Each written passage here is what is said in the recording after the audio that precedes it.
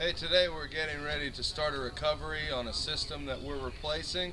The first thing I'm going to do is pull the disconnect and make sure that there's not any power to the unit. So we'll pull that out and just set it on top of the disconnect box. Next, we're going to hook up our high and low side lines from our gauges.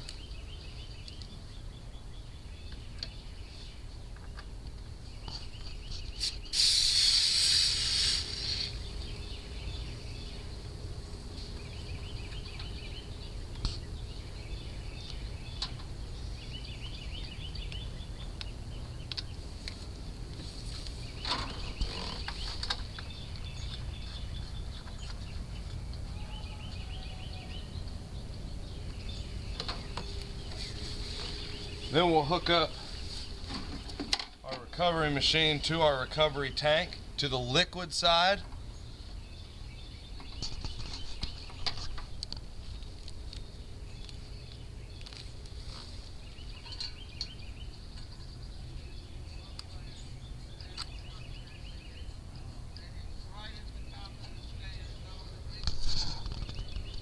Then we'll hook our gauges up, our center port, which is the yellow, to our recovery tank on the inside.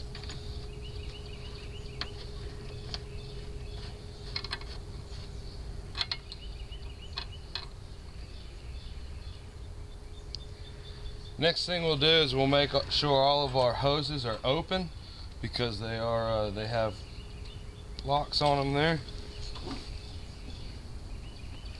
Okay. Now on the recovery machine, we'll get it turned on. We'll open up our recovery tank.